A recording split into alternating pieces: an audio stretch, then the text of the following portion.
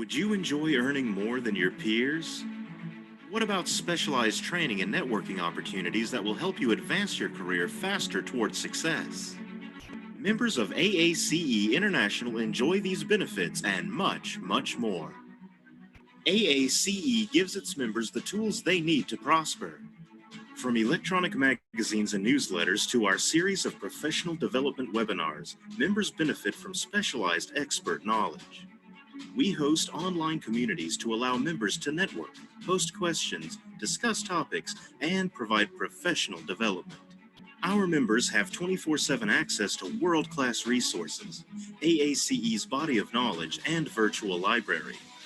Members receive discounted rates for conferences, continuing education seminars, certifications, professional development presentations, and AACE publications. AACE arms our members with the technical tools and expertise to complete projects on time and on cost, while meeting investment and operational goals. We have been the leader in the cost and management industry since 1956, with members in 100 countries and over 80 local sections. Success is not a big step in the future. Success is a small step taken right now. Find out more at web.aacei.org/membership and join AACE International today.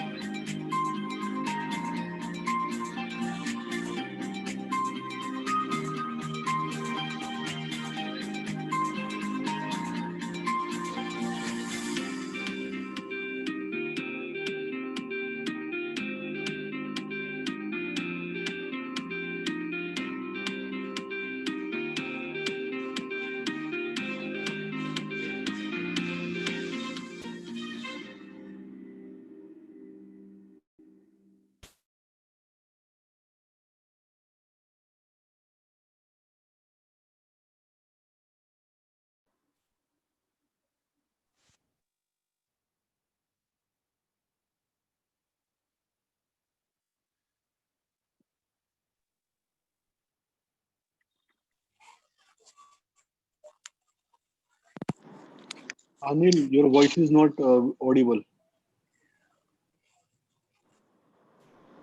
Hear me now? Yes. Sorry. While presenting the video, obviously, I needed to change the microphone setting. So it's 6:34. I think there will be much more new joiners looking at the registration numbers. So I would like to start by thanking everyone to be here, joining to us in our online webinar.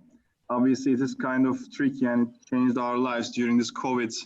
All of our physical events kind of turned into online events, which is quite handy as well, but obviously we need to adjust ourselves into it.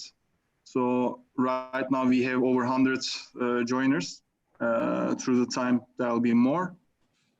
It's a very interesting topic, and I would like to secondly thank Alexander for accepting our invitation. It's very kind of you. And as I told you, from my perspective as a construction planning professional working in both claims and also execution for long years, I know how difficult it is to even talk about disruption in front of your clients or vice versa. So I see it as a very much of a topic of great interest. One more note before I hand over to Alexander. Obviously, from previous experience in our online seminars, there are lots of questions about membership and other options about our certifications and etc. We will try to send emails from your registered email addresses about all of our communication details. We have social media accounts as well as our corporate website. So if you'd like to ask any queries about membership, if you'd like to ask any queries about certification, if you need any mentoring, please reach us out. We will try to assist you with all of our officers related to the topic. So thanks again for joining us tonight. Alexander, the presentation is yours, please. All right. Well, thank you very much. Thank you very much for having me. I guess I should. Sorry, there's some voices there in the background. If you could share, mute your microphone. Okay. Yes, all of our attendees, if you can mute your microphones and turn off your videos, that would be great. Thank you. All right. Well, as I was saying, thank you very much for having me. I'm delighted to be here. I was told that I should start by telling you something about myself. My name is Alexander Voigt. I'm a founding partner of Construction Dynamics Solutions, which is a relatively small, young firm. And well, I'm an aeronautical engineer. I got my MBA at MIT. That's where I learned about system dynamics. And that's what I have been doing for the last 20 years. Sometimes doing price forecasting and the like, but most of these 20 years I've spent in analyzing disruption and delay on complex construction projects. So far, I've worked in about 20 major disruption claims, pretty much all over the place. But one thing that I'm not going to cover today, but I wanted to put out there, is that I've also helped companies to mitigate disruption. You can use system dynamics to actually reduce disruption on ongoing projects. So I work for a major automotive manufacturing company and for some other companies in other industries as well. So you can use system dynamics for that. And finally, not to extend myself too much, I was told I should tell you one thing you probably don't know about myself. Well, you probably don't know me at all, so there are many things you don't know, but one of them could probably be that I may be the only person who has worked in Switzerland for 5 years, and I've never had a Swiss bank account, which I really regret. Not because I would need it, but it just sounds cool to have one. Anyway. All right. So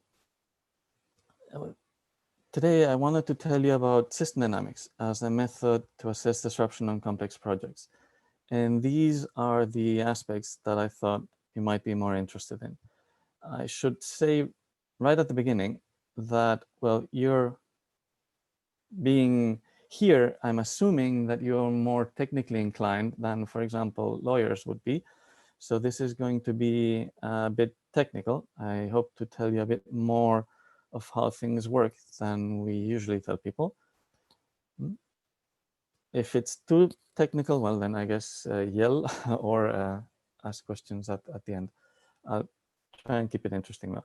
So the aspects to cover: why do we even need a new system, a new method to assess disruption?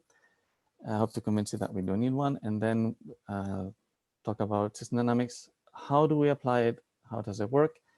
How do you adapt simulation models to new projects? How do we validate the work we do? How do we know, how can we be reasonably sure that the models are right? And then at the end, a little bit of history and some examples of real cases that we worked on. Okay, so jumping right in. Why do we even need a new disruption assessment method? Well, because of this. If you were a contractor, you would probably be very familiar with this situation. It's at the end of the project and you've been able to recover your baseline costs If you're lucky, also the cost of your variations, the direct cost at least. And if you're really lucky, maybe even some prolongation costs. But this still leaves a lot of your money on the table. So if you're not very sophisticated, you might just say, okay, let's call all of that disruption and let's claim for it. If you are more sophisticated, you may actually use a disruption assessment method, like for example, the measured mile. And yet, whatever you do, if you look at the historical record, the recovery rates and disruption claims have been, on average, really low, 5 to 10%. So this is a very likely outcome of your disruption claim, historically, on average, again. Obviously, there are always exceptions. So my proposition to you here today is that by using system dynamics, you can change this picture and actually recover a bigger part of these costs, this money that was still on the table, that was caused by disruption to you. And with system dynamics, you might just be able to prove it. So that's my proposition, that system dynamics can help. Let's see if we can prove it. First, to make sure that we're all on the same page, just some definitions. So when we talk about disruption, we're talking about requiring additional resources to complete the same amount of work. Right? You install a pump, it should take 20 man-hours, it takes 40, well, that's disruption. So we really are talking about efficiency, output per unit of resource. So disruption comes from efficiency losses. And on construction projects, there's two main sources of efficiency losses, two main categories. One, you may have people working more slowly, productivity losses, or two, you may have people doing additional rework, having to redo things. So those are the issues that we need to focus on if you want to understand disruption. And if you want to understand where disruption comes from, how does it spread on complex projects? Well, we know there's an ample literature out there describing dozens of different factors that cause productivity losses, working out of sequence. Well, there's literally dozens. So we cannot cover all of them, obviously. So I thought, well, we'll take these 5 here and we'll look into these, and I'll describe them as we go along. So again, we want to understand where do these come from? Why are they disruptive? How do they arise on projects? What happens with them? So we will start at the very beginning, at a very high basic level. How do you go about on a project? What's going on? So you start with a given scope of work, right? Work that hasn't been done, obviously. Then you apply manpower. That manpower works at a given productivity, at a given speed, and the work gets completed. It's done, it's over, thank you very much. So you make progress. As you do, you have a planned sequence of activities. So you adjust your manpower, so you always have the optimal number of people. And so you do this until you're done. This would be an optimally planned, optimally executed project. Something which doesn't happen very often. So to be a bit more realistic, let's imagine that now this project suffers a disruptive event. And to keep it current, let's imagine it's a demobilization of your workforce, at least a partial one, followed by a remobilization a few months later. Obviously, the direct impact of this on the project is obvious. You're demobilizing the workforce, you're reducing your workforce, at least temporarily. But this also has some additional consequences. And the most immediate one, the most obvious one, is that, of course, you will start to fall behind if you do this. And if you don't get immediate schedule relief, that means you'll have to mitigate this delay. You'll have to accelerate somehow. And let us imagine that one way to do this might very well be just to apply schedule pressure on the crews. You tell them, work harder, work faster, which actually can work, does work, at least for a while, until people get used to the additional pressure. So you may be able to make up for some of these delays. But nothing is free in life. And yes, people will work harder, but by doing so, they will probably, whether they want to or not, cut some corners. They will make more mistakes. So now a bigger fraction of the work being done will actually not be 100% complete and correct, but partially incomplete, and it will contain some mistakes. Now, of course, these mistakes will be hidden. Nobody does mistakes on purpose, but they will be there.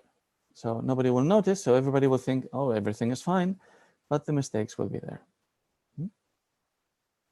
So that what happens when now you work on new activities that are based on the ones you just completed that were done incorrectly?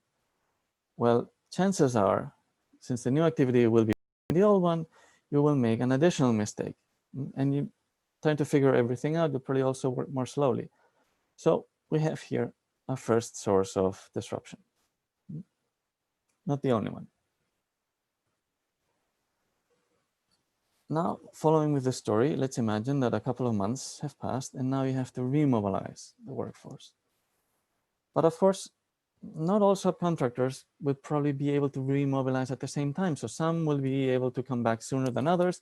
So at one point, you may have 50% of your people back, but of those, maybe only a third or so will be able to work efficiently because the others will still be waiting for other people that are not there yet. So there will be a lot of work done out of sequence. Anyway, another source of disruption.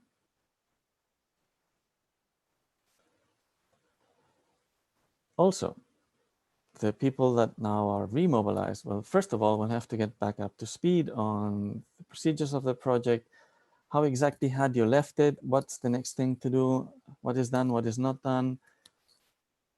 So they will have to come up a learning curve. And again, that is a source of disruption. It will require, well, it will slow you down. It will require additional resources. Again, disruption. And now that a little bit of time has passed, maybe you will start to find some of those mistakes that you made earlier. And well, that means that now you'll find all those mistakes, you'll find all these tasks that have to be reworked, you'll have to divert resources to do this, which by itself is another source of rework, of disruption, but it also will slow you down again. So now you have to accelerate again. So this case, let's imagine that you are now able to actually pile on the labor. Say, okay, we really need to get this done. We'll put on more people. We know this is not going to be fully efficient, but we really need to get this done. But again, it's a source of disruption. And now that you may finally be going really well, everything may be going well, full speed, suddenly, well, you realize that you don't have enough drawings, you don't have all the procured items you would need. Why? Because, well, actually the demobilization also affected your designers and your procurement people and your supply chain. So now that you could do a lot of progress, maybe you can't because you're missing all the drawings that you would need, or you don't have the materials you'd actually like to install. Anyway, you're in a mess. So why did I walk you through this example?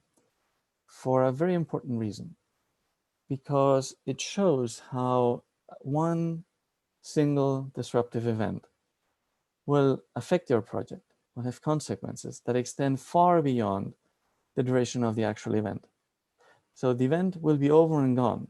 Nobody will even remember it. And yet you'll still be suffering from the consequences. These will still be rippling through your project and extending to all areas of the project. And this is why assessing disruption is so difficult, and probably why substantiating disruption claims is so difficult. And obviously it's because complex projects don't just suffer from one disruptive event. No, they suffer from many. And this is an actual example from a project that I worked on. These are all the changes that were proposed by the employer during just 1 year of this project. There's about 750 of them. Now, 250 of these were implemented. So there were actual changes being made, scope added, obviously disruptive. But even the 500 that were never implemented were also disruptive. because, well, the contractor probably had to rope off some areas until he heard from the client, yes, we're going to make this change or no. So he had to accommodate this, change plans. Again, this is disruptive. So all of these were. So all of these changes, together with the previous one and with all the other ones that also happened on top of this, all of them had consequences that had other consequences that had other ones, which kept rippling through the project, all of them mixing with each other. So it is chaos. It is a complete mess. Now, how do you distinguish which consequences came from one event and which came from another and which came from none? How do you do this? Well, that's what you use disruption assessment methods for. Now, there's many of these, and here on screen you can see a list of the most well-known probably. Some of them I wouldn't even call a disruption assessment method, but anyway, some of them are very well known and widely recognized, like the measured mile. But the reason why we're here is because even though, for example, the measured mile, it's very elegant, very simple, theoretically speaking, and when it works very, very well. The problem with it, though, is that it doesn't work, or it works worse the more complex the project gets, and the bigger the number and the variety of disruptive events that you have to deal with. For example, when you have to deal with thousands of micro events, like the engineer returning comments on your submitted shop drawings, and these comments actually all of them containing suggestions to make changes instead of just instructions to fix something that is wrong, right? The measured mile doesn't work well with those. And as an example, the previous one I showed you, the one with the 750 changes in a year, that project tried to use the measured mile and it couldn't. It couldn't find a clean mile anywhere.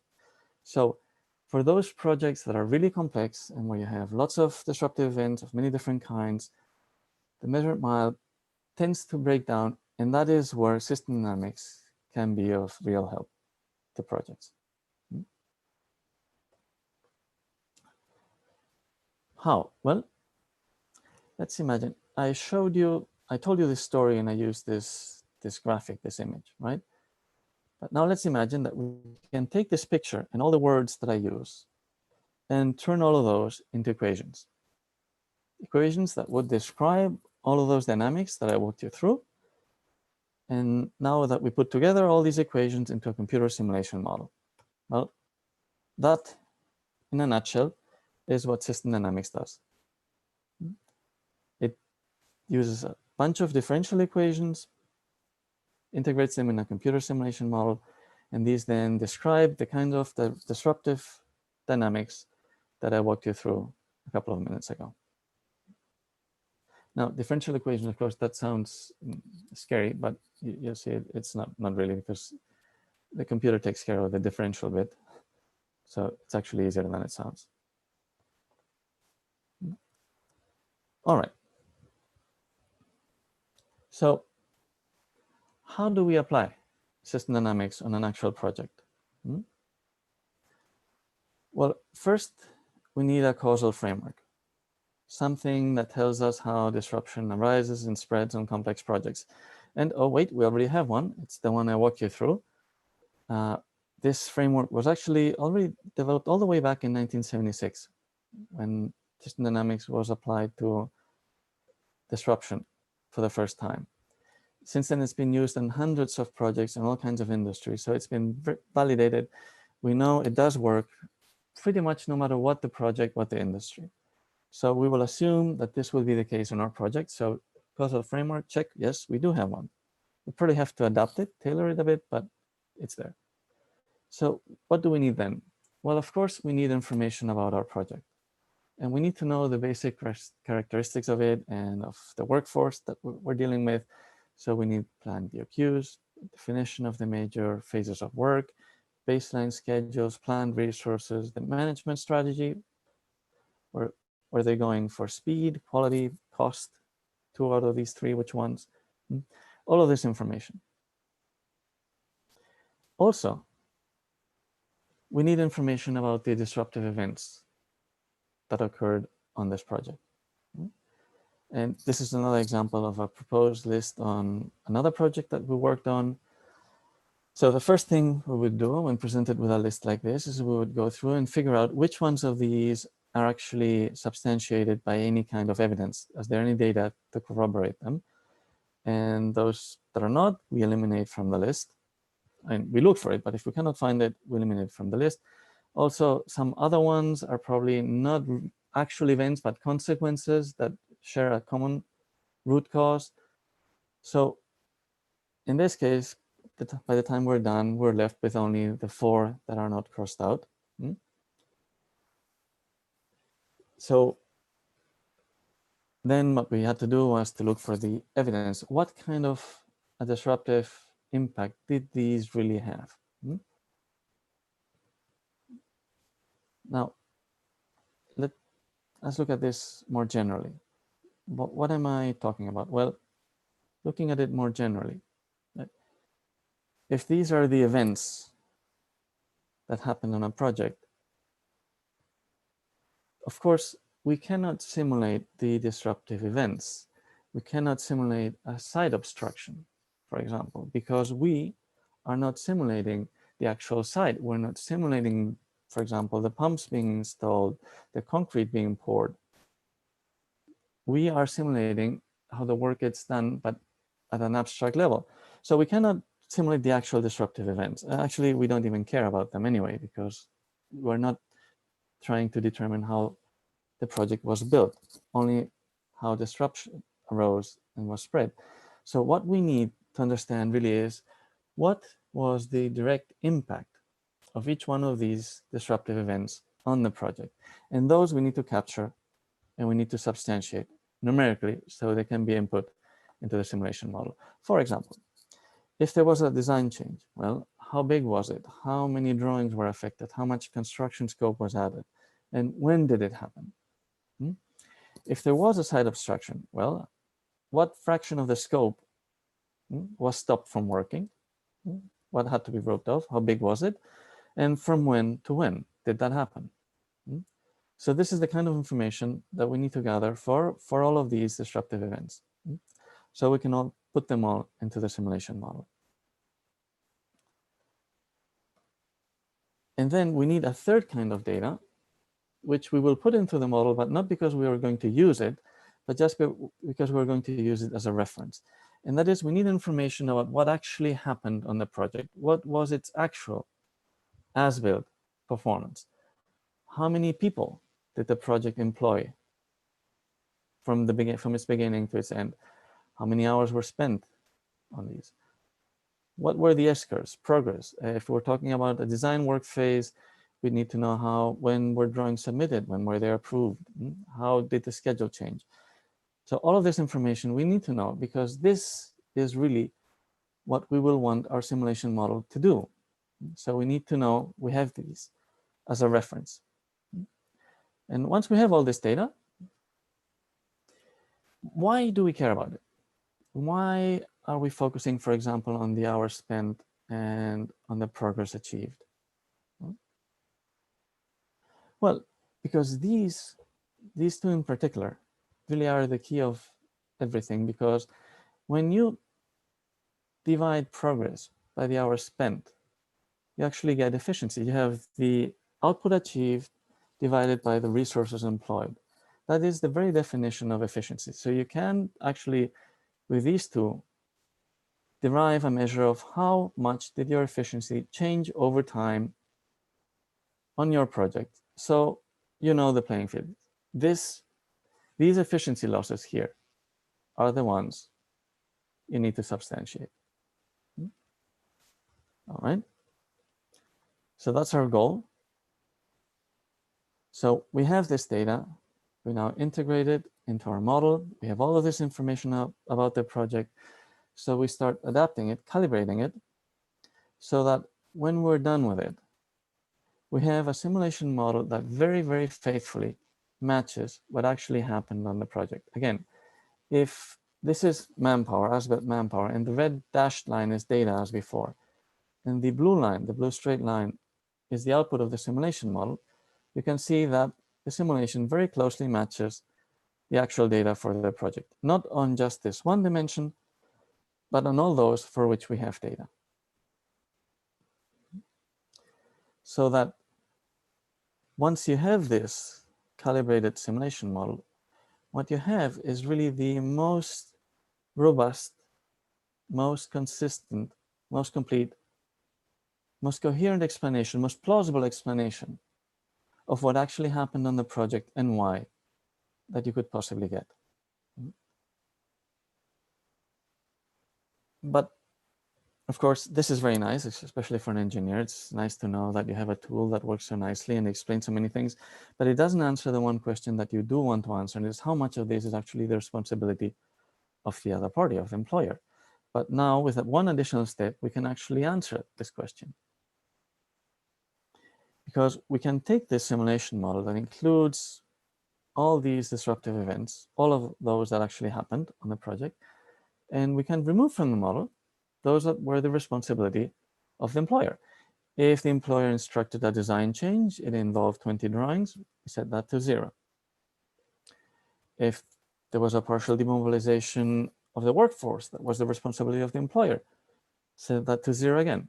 Didn't happen. And we keep everything else the same. The characteristics of the project, the characteristics of the workforce, everything. The only thing we remove are the disruptive events. And then we press the simulation button again. And we get the second simulation, which is called the but-for simulation, which shows what would have happened in the absence of those disruptive events. But for those disruptive events, as lawyers would tell you. And now, of course, we can answer the question that we had, because if we're focused here on the top right, if the red dashed line, which is underneath the blue one, so you can hardly see it, is the data for the resources, hours spent on the project, and matched by the blue output of the as-built simulation, they both tell you how many resources were spent on the project. And now the dashed green line tells us how many resources would have been necessary without those disruptive events. But then clearly, the difference between these two is the responsibility was caused by those events, and therefore is the responsibility of the owner. That will include the direct cost, the direct man hours spent, but also all of the disruption caused by those events. And there's two more things that I wanted to say about this. One, please notice that the would-if scenario, the but-for scenario, does not go all the way back down to the baseline, to the budget. System dynamics is not a method to blame everything on the employer. And in this case here, the analysis would actually have stated that about 2/3 to 3/4 of the overrun were the responsibility of the employer, but 1/3 to 1/4 was the responsibility of the contractor. So that's one thing. The other one is that you will remember from that story that I told you about that disruptive event at the beginning, a big chunk of my talk was about, well, we're running late again. And that is because really disruption and delay are two sides of the same coin. It's very hard to have one without the other. Why? Because delay leads to disruption, and disruption causes delay. So if you want to assess disruption on a project, you really have to look at delay as well. You cannot, at least using system dynamics, you cannot do it without it. Which means, and as you can see here, the but-for simulation ends at a given point in time. So you can actually use system dynamics models to also assess delay on complex projects. You can, and we actually have, usually we're asked to corroborate more detailed, more specific assessments done using time impact analysis, windows analysis. And that is because time impact windows analysis, they are very well established methods, very well accepted, and that are very applicable, much so than the measured mile. So more often than not, they will work. So why complicate matters and use a different method that is not as well known? So that's why most of the time we're asked only to corroborate delay assessments made by other experts. From time to time, on especially complicated projects, it may be that these other methods may fail to actually capture all of the delay. And in those instances, we have taken the lead. But as I said, that is the exception more than the rule. Now, we don't actually just when we go to a client, we don't just say, okay, this is how much you spent, and we take all the events out, and this is how much you would have spent then. We can actually do this one by one. So for example, we take the as-built simulation, we remove one event and simulate again, and that tells us the impact of this one event. Then we remove another one, and that tells us the impact of this other event, and so on. So we can actually tell what was the disruptive impact of each one of these events or group of events separately, which makes for a much more credible explanation and a much more defensible assessment. And finally, another thing we can do, and we do, is if this here is the actual manpower curve for the project, we can show how much of this was caused by each of the different disruptive factors that were at play on the project. So for example, we can see this green band here at the top was caused by work done out of sequence. So there was work done out of sequence, it was inefficient. So that's, you had to add a few more people to the workforce just because of that. And that obviously slowed things down. It caused a reduction in productivity. In this project, yes, we had problems from the beginning. There were inspections that were extremely late. So there was this work being done out of sequence pretty much all the time. The contractor ran out of drawings at a given time, and that's when you start to see the dark green, right? The lack of design and procurement. So I don't want to go through the details of everything because obviously that would take too long, but this is just to show that with the output of the simulation model, we can actually put together a very rich, very nuanced causal narrative about what actually happened on the project. That is more detailed and therefore more convincing than what pretty much other methodologies can provide.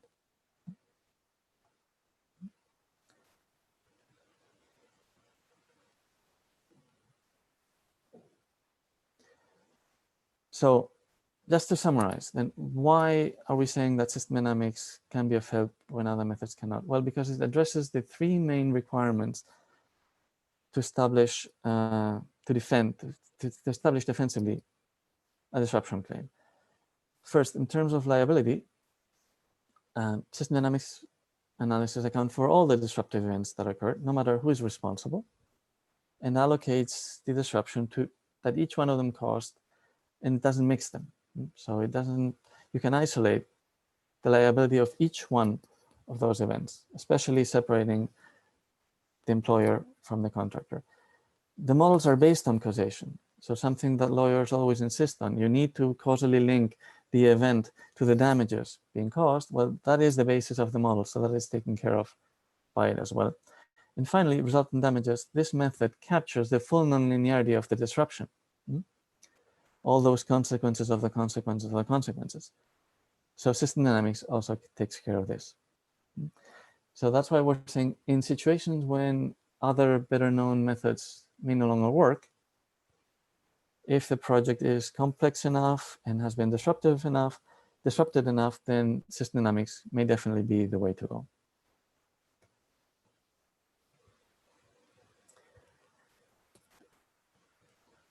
Just two final comments. As I said before, and this comes from the Society of Construction Law from its delay and disruption protocol.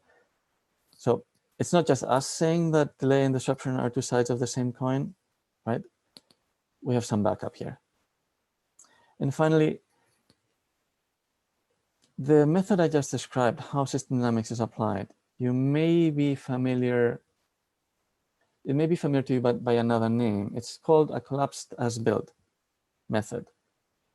And what collapsed as built methods actually tell you is they tell you what would have happened. So they do exactly what the Society of Construction Law is asking here, right? They're saying that the objective of a prolongation claim, but also of a disruption claim, is to put the contractor in the same financial position that it would have been in if those employer risk events had not occurred? Well, this is exactly what system dynamics does with this but for would have scenario, right? All right. So this is how system dynamics is applied on complex projects. Now, I thought we might go a little bit deeper into how does it actually work. So system dynamics is a computer-based simulation method. So it simulates the evolution of the project over time. So since it's a computer simulation, obviously we have to start by breaking down time into small bits. Now, usually we will simulate using months as the unit of measure. But of course, a lot of things can happen in a month. So we have to break time down into smaller chunks. So let's assume, stupidly, a fifth of a month. Let's make things complicated. But anyway. Now, at the beginning of the simulation, we need to tell the computer what is the starting condition of this project. Well, that no work has been completed yet, in this case, and we have 0 people. And now we need to start using some equations. For example, the equation for work that gets done, work being completed, which will essentially be manpower times productivity. Well, there's no manpower, it's 0. So obviously there will be no work being completed. And since there's no people, there's no productivity to speak of. So this defines our starting position. Now we need to move one step ahead to a little bit later. So what do we know about this time? Well, we know that we had nothing done one time step ahead, and we haven't been doing anything since. So guess what? Now there will be nothing done yet either. So this we know. Now we have to tell the computer through whatever equation, well, how many people should we employ at this point in time? Should we have here? Let's assume that it's 5. And that these people work with a productivity of 2. Let's assume they're designers, they're producing drawings. So we have 5 people. Each one of these is producing 2 drawings a month. So how many drawings a month are being completed? Well, obviously 10. All right. So now we're ready to move one additional time step into the future. How much work will have been done here? Well, we said we had nothing done, but now we had some work actually being done, some drawings, and we had 10 drawings that were being done. But let's remember, these were 10 drawings every month. We've only moved ahead 1/5 of a month. So that means that right now, there will only be 2 drawings that will have been completed so far. And let's assume that then the manpower is still 5 at this time. Productivity stays the same. So work being completed is the same. So you can see where this is going. So we can start to move ahead through this. Then, of course, if at some point in time manpower changes, then, of course, the work being completed will change. And now we will have 10 people, productivity of 2, 10 times 2, 20 drawings being completed every month. So now at the end of the month, which is the next time step, how many drawings will be done? Well, 6 plus 1/5 of 20, which is 10, and so on and so forth. So you can see how the computer takes a set of initial conditions and then it moves forward by integrating. In this case, we have one of those integrations, accumulations if you want, work completed, and some equations like that for work being completed. And that is really the way the computer simulation model looks. So this is the actual equation for work completed, 1 time plus 1 time step. It's the work done last time step plus the work being done times the length of the little time step that we're making. Exactly what we did just a minute ago. Work being completed. Well, again, this is the equation. Exactly what we just said in plain English, manpower times productivity. So you can see that, well, yes, this is an integration, this is an accumulation, but this is almost in plain English. And then we can go forward and say, for example, what's manpower? Well, can derive an equation for it. It could be planned manpower times maybe some restrictions that may appear. right? And what would planned manpower be? Well, the work fronts available, which would depend on the work being completed. So you can see how we can start to build a computer simulation model step by step by extending these equations one step at a time to cover pretty much all the relevant aspects of the project. And that really is what a system dynamics simulation model is. So you've seen that equations are pretty simple. The math is basically algebra, and the logic is mostly simple and intuitive, and the equations are almost in plain English for someone used to equations. So, and yet the system dynamic models have a reputation of being very complicated. Why? Well, it is true, they are complex, and it's not because the math is difficult, it isn't. It's basically because there's a lot of it. That's the big problem, but it's because projects are complex. There are lots of aspects to consider. All of them have an influence on the performance of the project. So all of them need to be considered. Most of them are interconnected. So you have to reflect all of them in the simulation model. So that's why these models are complex, not because the math is, but because they represent a complex reality.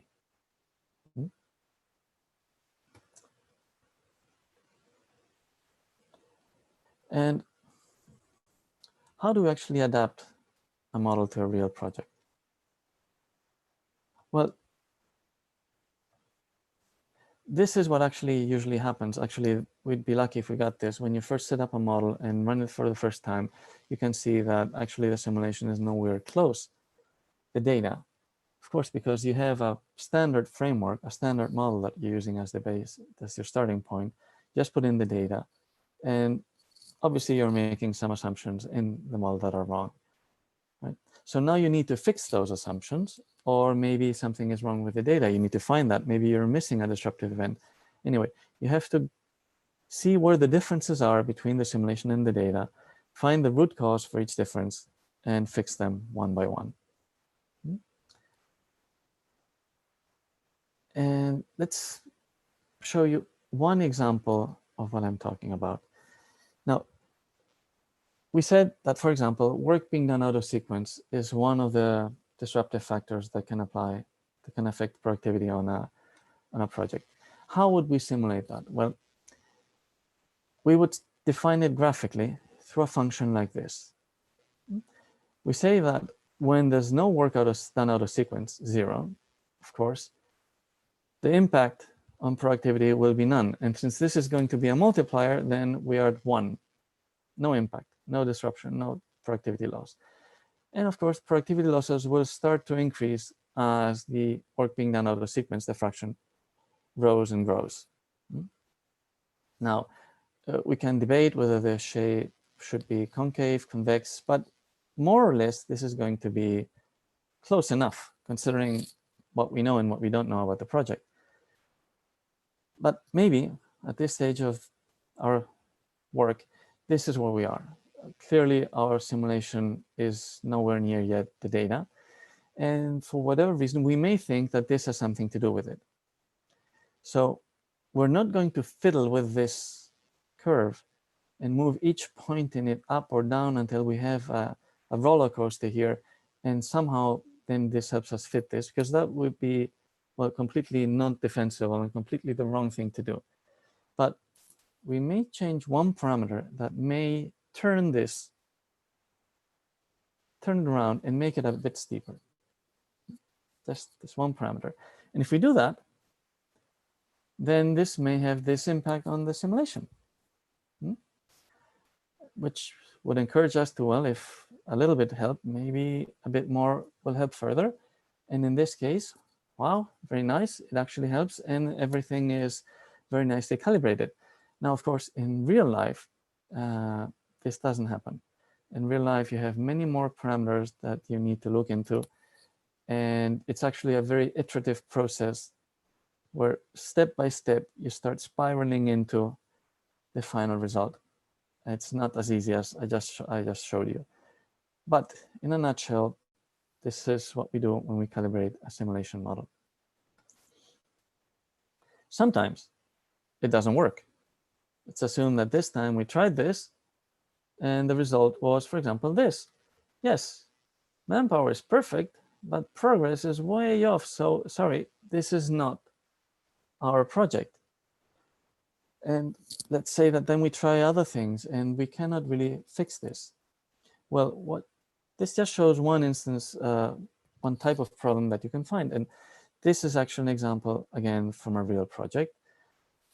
This was a construction project, a commercial development. We were simulating its design, construction, and procurement. And we're finding that the simulation in blue was nowhere near the data for construction progress in red. The difference was a gap of 9 to 12 months, huge. And if we wanted to push this gap closed, delay the simulation, we had to go to extreme lengths, put in some parameters that were really extreme, that we felt very uncomfortable, that really were not defensible at all. So we had to go back to our client, told them we looked into everything. We looked into all the model. We couldn't find anything wrong. And could there be anything wrong with the data? They said, no, the data was fine. So we had a 30-minute meeting until eventually one of our client's managers raised their hand and said, wait, could this have something to do with the fact that there was a delay at customs? That the procured items that we're getting, they came from overseas and they were stopped there for 6 to 9 months or until some paperwork was completed. And of course, that was it. And once we knew that, we put in that delay in the simulation model and construction, then we're able to fit it to the data. And I just use this example to show that, yes, the calibration process is not just about forcing curves to fit other curves. It's about really understanding what the simulation is telling you, what the data of the project is telling you, where the differences are, and to resolve and eliminate those differences.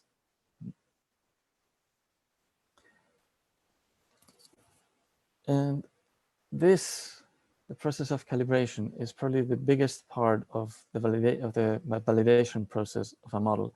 Of course, this is all done with the participation of your client because it has to be their model as well. They have to understand and buy into what the simulation model is saying. But in the end, calibration is a big part of it. But not all of it. There's obviously some mathematical testing that you can do. There's one additional thing, especially if you find yourself in arbitration. So you're up against an opposing lawyer and the lawyer asks you the dreaded question, well, this is all very nice, but let's imagine that I could have calibrated the model differently, fit the data, the as-built data, but then when I remove the disruptive events, the but-for comes out very different. So the claim is very different. Wouldn't that be possible? And of course, you have to tell that person, yes, it would be possible, but that's not the real question. It would be highly unlikely. And how unlikely? Well, we can actually estimate it because we can actually run a Monte Carlo, a fit constraint Monte Carlo analysis, which consists basically in the following. You take your model and you take all those parameters for which you don't have actual hard evidence, hard data, and you allow them to vary randomly.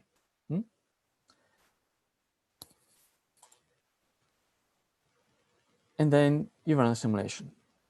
And then you change your parameters again, another one, another simulation. So you end up with probably hundreds of thousands of different simulations. Of course, many of them will look nothing like the data. So you remove those, and you're left with probably a few hundred, a few thousand simulations that are close enough to the data that you could consider them valid simulation models of the project. So now for each one of those, you run a but-for scenario, and therefore you determine a claim value, potential claim value. And you plot these and analyze them statistically. So now you can tell your client, well, we're telling you that the disruption was about 300 million, but now with the Monte Carlo analysis, we can tell you it's 300 million plus minus 16% with a confidence range of 95%. So 100 million, highly, highly unlikely. 290, well, of course, that would be possible.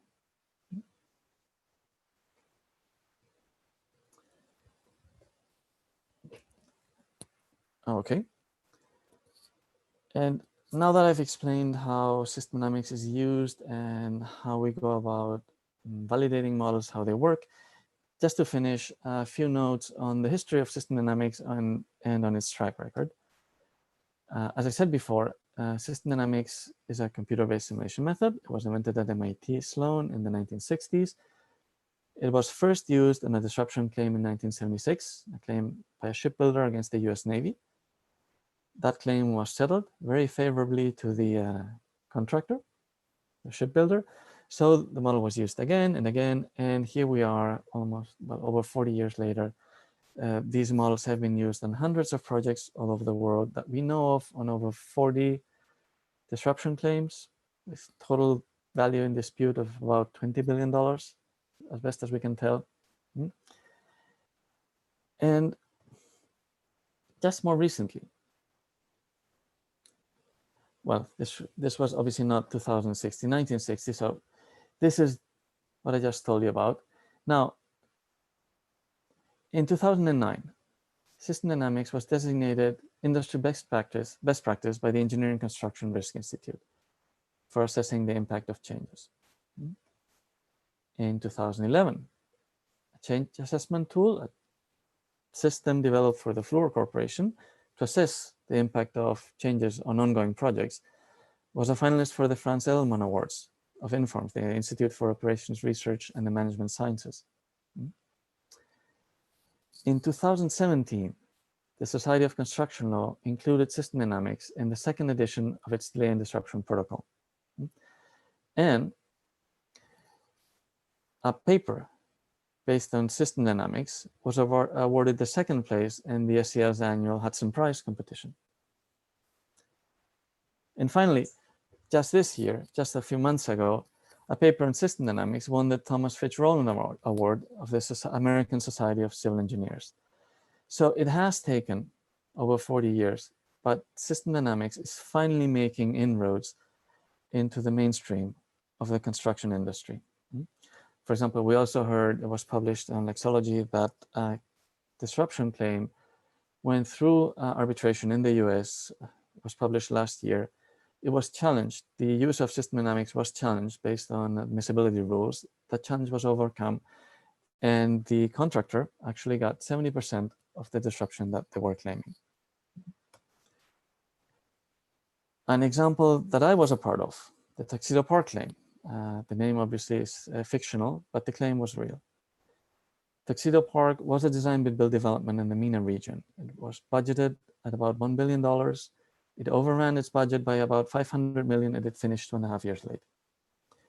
Now, the contractor in this case knew that the employer had substantially impacted the project. It had been the worst employer ever.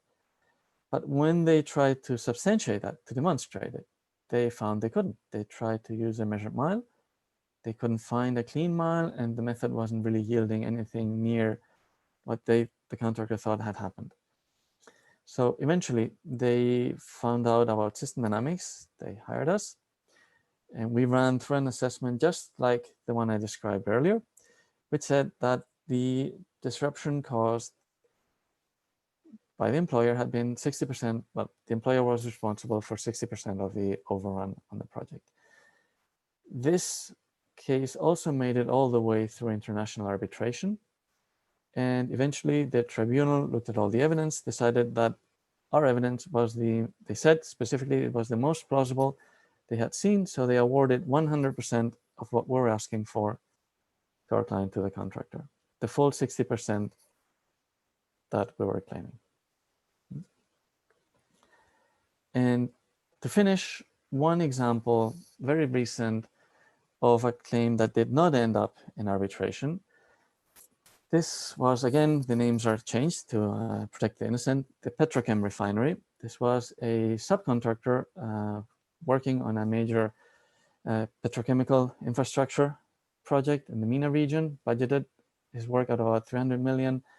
And the project was done, it suffered significant overrun, so the subcontractor was arguing about disruption with the main contractor, submitting a claim. The claim was basically a total claim. It was rejected by the main contractor, but both parties agreed to continue negotiating, so the subcontractor decided to use system dynamics. They engaged us. When the main contractor heard it, they said, oh, no, you can't use system dynamics. It's not based on data, not true. It will take forever, not true either. And well, they didn't like it. But the subcontractor said, no, sorry, it's in our right, so we're moving ahead with this. Then the subcontractor did something that was very smart. They were negotiating. We were 3 weeks into the assessment. And they were negotiating with the main contractor. And of course, we had some questions about data that we had been reviewing. We found some issues with it, so we called them up, told them about it, asked some additional probing questions. We didn't know it at the time, but our client, the subcontractor, was sharing all of these questions that we're asking with the main contractor. So the main contractor saw the seriousness, the robustness of the method, the kinds of probing questions that were being asked, the data that was being used. So actually, within 3.5 weeks of us starting the assessment, we were asked to stop, and both parties reached a favorable settlement. So our client was very happy. This has actually been the norm historically. More often than not, claims have been settled. In recent years, the trend towards arbitration has increased, but still, most claims are settled. And one nice thing about system dynamics is that these simulation models are very nice platforms for simulating what-if scenarios. What if the events claimed by the other party could be substantiated? Would that work?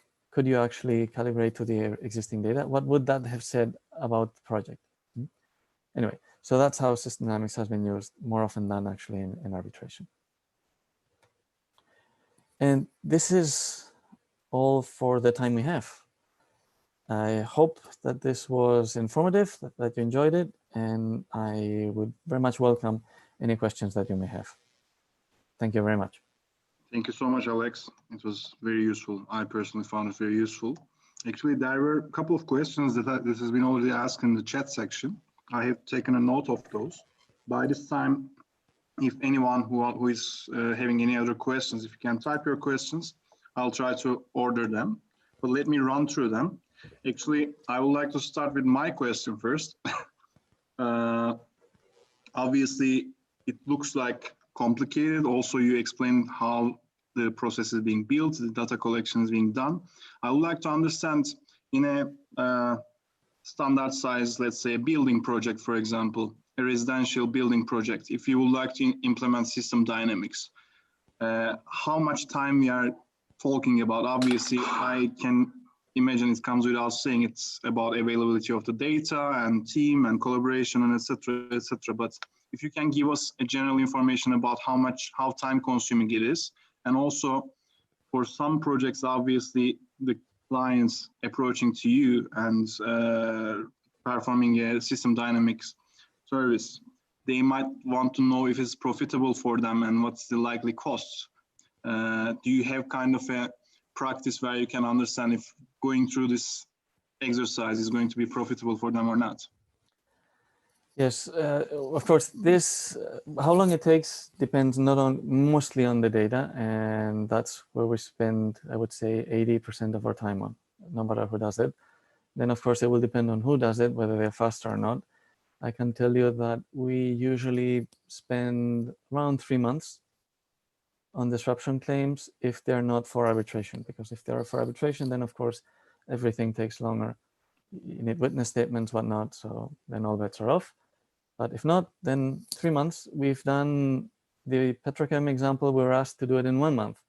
It would have been a new record for us, but we didn't finish, so I don't know whether that's possible or not because we didn't prove it. Mm-hmm. And as for the cost, I started with this thinking, well, it is a complex methodology, so of course I cannot say that it is cheap.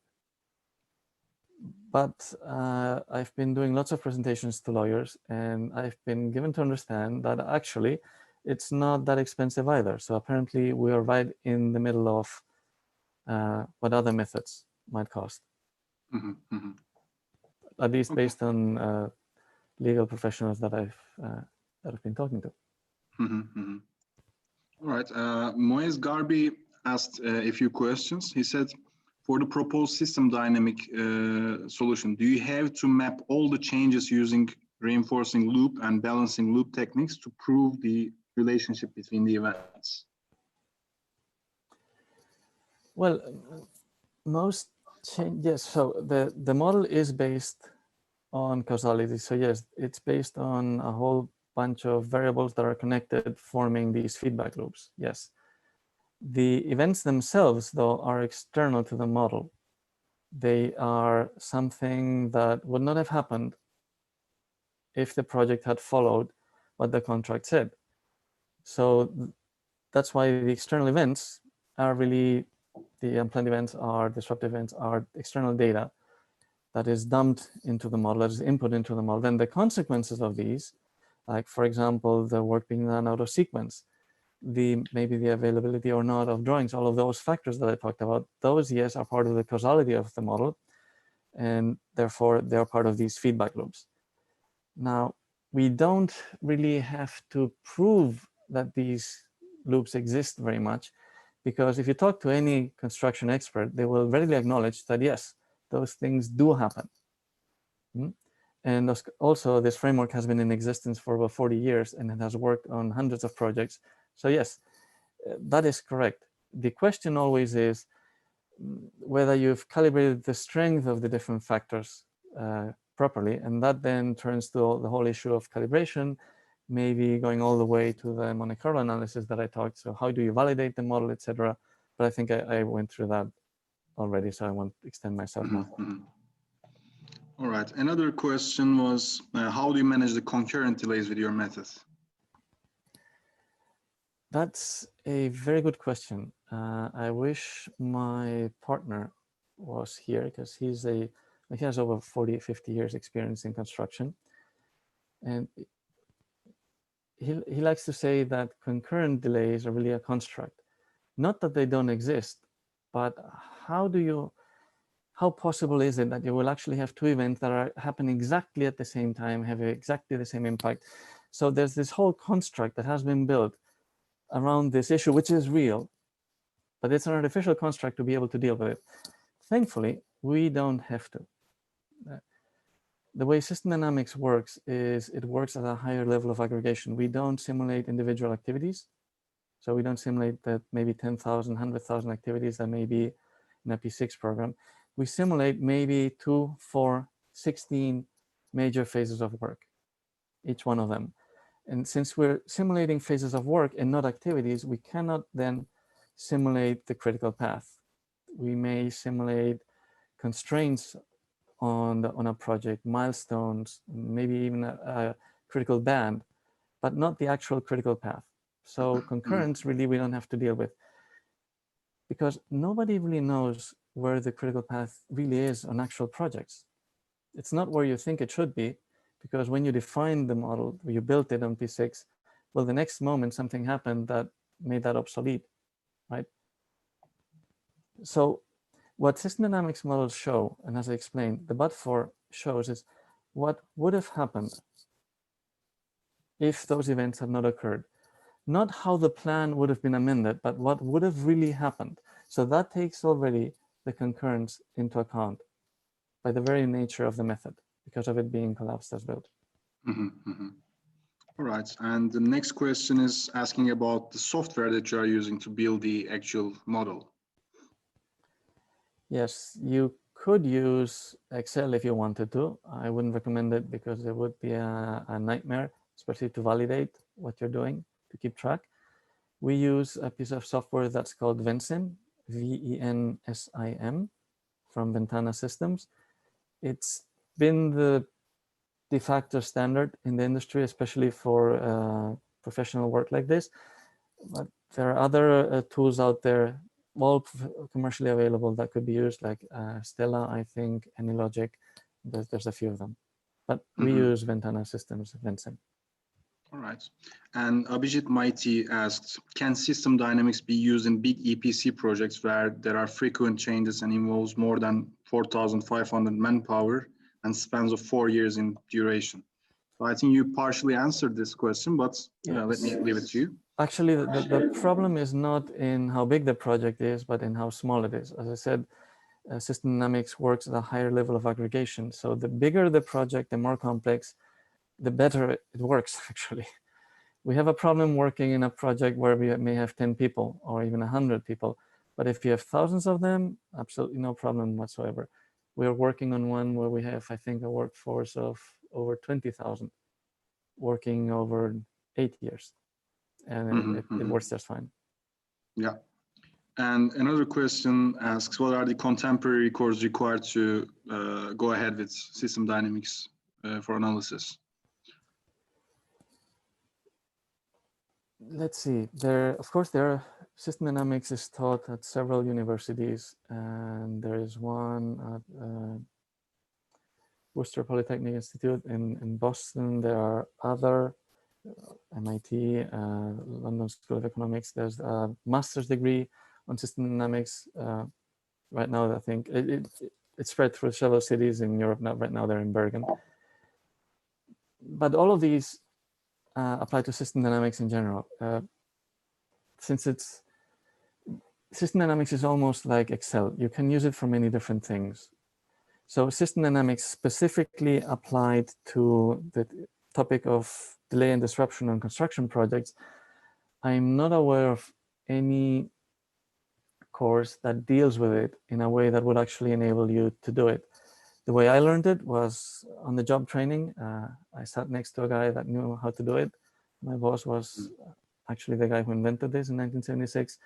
That's how I learned. That's how I think everybody that is involved in this field has learned it so far. Hopefully in the future, we'll be able to fix this, but not yet.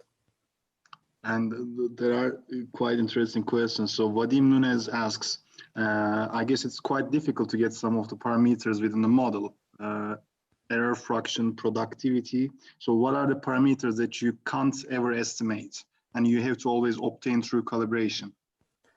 Well, that's how you estimated them. The key ones are all the relative strength of all these productivity and rework factors. Those are the ones that are the ones you care more about. And as I said, it's only one number for each one of these factors, and that number has to make sure that the simulation fits all the variables throughout the simulation at all times. So they don't have many degrees of freedom to play with. Also, I would like to say it's not just about changing numbers until you see something fit, because then you have to go and explain what these numbers mean to your clients to make sure that you will be able to explain it to an opposing party as well. You have to check the bibliography, what are the average strengths of these factors. So it's not as simple as just, oh, I keep changing numbers until everything fits. But those are probably the key ones that you need to worry about, because obviously you don't have data for them. If you did, why would you use a model? It'd be done. Zaid asked, is system dynamics possible to be applied for program and portfolio management level? And is it suitable for utility projects? I think you again answered these questions, like it is rather a model where you can implement into many different aspects, if I understood you correctly. It actually has been implemented to manage a portfolio. It was at an automotive car manufacturer. I cannot name names, but I was tangentially involved in that, so that they would simulate every new car development project and integrate them all into a portfolio management simulation method tool. So they could see if they had overruns on one project, how would that spill over and affect all the other ones, and where were the bottlenecks? So yes, that has been done. As I said, the Fluor Corporation used this to assess the disruptive impact of potential changes. So if a client came to them, they would run the proposed change through this tool and tell them, well, if you ask us now, it'll be 10 million plus 5 million for disruption. If it takes you a month to make up your mind, then it'll go up to 7 million for disruption because it'll cost us more. And they actually claimed that this tool saved them between $800 and $900 million for the first 5 years that they used it. So it has been used proactive, and it definitely can be used proactive in existing projects. I think there's no other questions, and I would like to ask something. From what I understand, obviously, disruption is also subject to going towards a formal dispute resolution as well. So what I would like to understand is, you must be, which you already mentioned, working closely with contract administrators and lawyers and etc. So I think this all comes as a package because an example came to my mind. You are talking about but-for scenarios. For example, there's a concept called pacing delay. So actually, the contractor might be pacing because he knows about an employer's delay, which is affecting the exact same area. So you can't really talk about but-for scenario in this case. So this time this completely goes to legal aspect of it. If the pacing scenario and its requirements, contractual requirements are in place and the causation of it. So I suppose you must be working with a team. Is it in your company at least an in-house team, or you are working with other consultants of the employer? It's not in-house. We specialize on the system dynamics part, recognizing that, of course, you have to have an understanding of construction as well. That's why, even though I've been working on this for 20 years, my experience lies in system dynamics. So that's why my partner is an expert in construction. But we focus just on the system dynamics part. If we try to do this on our own for our client, we just put together a model and delivered it, yes, that would be a total disaster. It would probably not be the least defensible. You have to work, first of all, with your clients to make sure that they understand what the model is saying and that they agree with it. Because if they don't, what are the chances that the other party will? They say, no, this is not what happened. So yes, you have to work with your client. Yes, of course, you have to work with the lawyers, because if you're going to put together something that is based on a disruptive event that is not defensible, and they keep telling you, no, this data is not defensible, well, then you need to go back and find something that is more defensible, right? And you need to know this early because you won't have time to do this later on. So yes, you definitely have to work as much as you can with other experts, the legal team, your clients, you name it. There are two last questions. I don't want to skip them, so I'll ask them, and I'm not going to take your time more. So Danilo Martinez asked, is the new trend to submit a disruption claim instead of delay claim? Will this method eventually displace current methods? Well, no, because they're actually two very different things. Yes, you can use system dynamics to prove delay, but the damages that a disruption claim is dealing with are direct man hours spent in construction or in design, but direct hours, and maybe some equipment. When you're dealing with delay, the damages you're referring to are, well, potentially liquidated damages and indirect manpower, time-based manpower. So you're talking about two different kinds of damages. So they can be done together, but still different things. And lastly, Abhijit Maiti asked, are there any reference papers, case studies, and books that you can recommend for learning more about system dynamics? Yes, there is a very nice textbook, but it's 1,000 pages long, so I'm assuming nobody will want to go through that. There are definitely some articles and some papers. I'll put together a brief list and I'll send it to you guys, and then you can distribute them if you want to all the attendees. Definitely, that would be great. I'll be happy to do that, yes. So I would like to thank you so much, Alexander. As I told you, I personally found it very useful, and also looking at the chat section, I can see everyone considers their time very well spent. So thank you so much. Hope we can see you in further events with AACE Qatar. Thank you very much. It has been my pleasure. And thank you everyone for joining. I hope you all have a good evening, or around the globe, good morning. So thank you. See you. Goodbye.